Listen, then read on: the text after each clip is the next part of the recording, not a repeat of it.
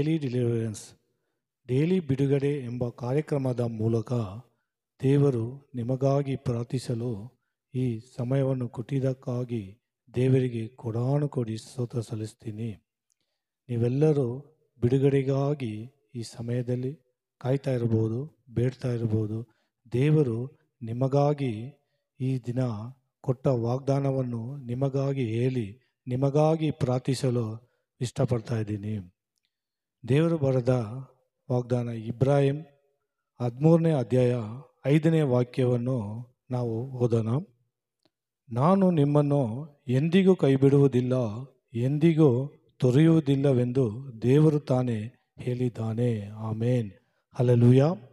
ದೇವರು ಹೇಳ್ತಾ ಇದ್ದಾರೆ, ನಾನು ಎಂದಿಗೂ ನಿಮ್ಮನ್ನು ಕೈ ಬಿಡುವುದಿಲ್ಲ, ನಿಮ್ಮನ್ನು ತೊರೆಯುವುದಿಲ್ಲ ಅಂದ.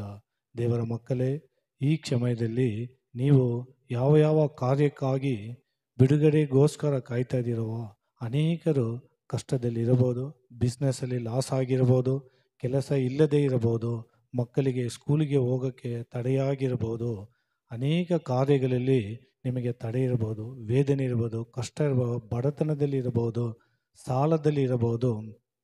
ಆದರೆ ದೇವರು ಹೇಳ್ತಾ ಇದ್ದಾರೆ, ನಾನು ನಿಮ್ಮನ್ನು ಎಂದಿಗೂ ಕೈ ಬಿಡುವುದಿಲ್ಲ, ನಿಮ್ಮನ್ನು ತೊರೆಯುವುದಿಲ್ಲ.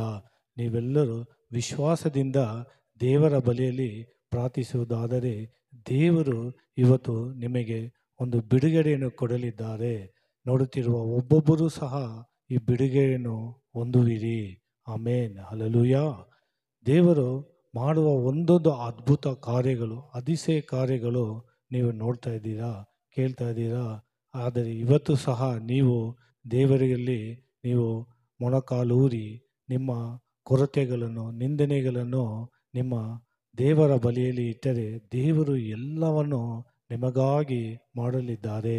ಅನೇಕರು ತನ್ನ ಸಾಲದಿಂದ, ಬಡತನದಿಂದ, ಕಾಯಿಲೆಯಿಂದ, ಕಣ್ಣೀರಿಂದ ಎಲ್ಲ ಟೆನ್ಷನನ್ನು ತೆಗೆದುಕೊಂಡು ತಮ್ಮ ತಲೆಯ ಮೇಲೆ ಇಟ್ಟುಕೊಂಡು ದೇವರ ಬಳಿಯಲ್ಲಿ ಬರದೆ ಬೇರೆಯವರ ಬಳಿಯಲ್ಲಿ ಹೋಗಿ ತಮ್ಮ ಕಷ್ಟಗಳನ್ನು, ದುಃಖಗಳನ್ನು ಹೇಳಿಕೊಂಡು ಜೀವನ ಮಾಡ್ತಾ ಇದ್ದೀರಾ. ದೇವರ ಮಕ್ಕಳೇ, ನೀವೆಲ್ಲರೂ ದೇವರ ಬಳಿಯಲ್ಲಿ ಬಂದರೆ, ಯೇಸು ಸ್ವಾಮಿಯಲ್ಲಿ ಬಂದು ನೀವು ವಿಶ್ವಾಸದಿಂದ ಬಿಡುಗಡೆಗೋಸ್ಕರ ಕಣ್ಣೀರಿಂದ ಪ್ರಾರ್ಥನೆ ಮಾಡಿದರೆ ದೇವರು ನಿಮ್ಮ ಪ್ರಾರ್ಥನೆಯನ್ನು ಕೇಳಿ ನಿಮಗೆ ಒಂದು ದೊಡ್ಡ ಬಿಡುಗಡೆಯನ್ನು ಕೊಡುವರಾಗಿದ್ದಾರೆ.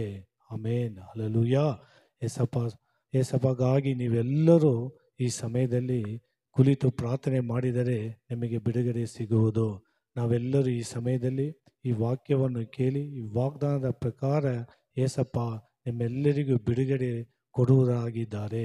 ಈ ಸಮಯದಲ್ಲಿ ನೋಡುತ್ತಿರುವ ಒಬ್ಬೊಬ್ಬರು ಸಹ, ಕೇಳುತ್ತಿರುವ ಒಬ್ಬೊಬ್ಬರು ಈ ಸಮಯದಲ್ಲಿ ದೇವರಲ್ಲಿ ಪ್ರಾರ್ಥನೆ ಮಾಡೋಣ. ನಾನು ಸಹ ನಿಮಗಾಗಿ ಈ ಸಮಯದಲ್ಲಿ ದೇವರ ಬಳಿಯಲ್ಲಿ ಪ್ರಾರ್ಥನೆ ಮಾಡಿದ್ದೀನಿ.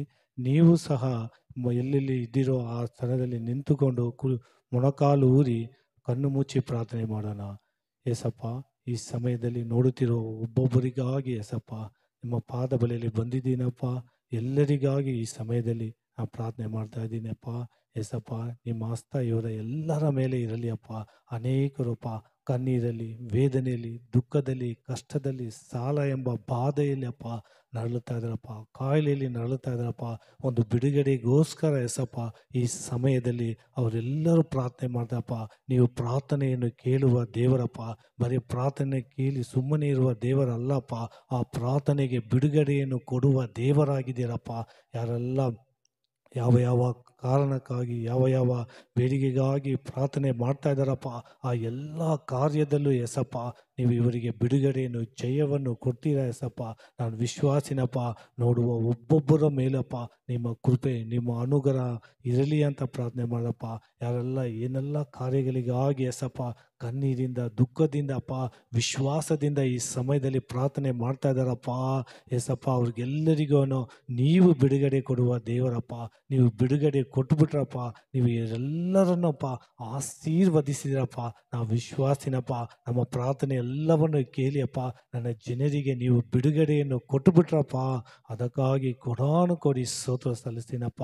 ಮಾಡಿದ ಎಲ್ಲ ಪ್ರಾರ್ಥನೆಯನ್ನು ಕೇಳಿ ನಮಗೆ ಉತ್ತರವನ್ನು ಜಯವನ್ನು ನೀವು ಕೊಟ್ಟಿದ್ದಕ್ಕಾಗಿ ಸ್ತೋತ್ರ ಮಾಡ್ತೀನಪ್ಪ.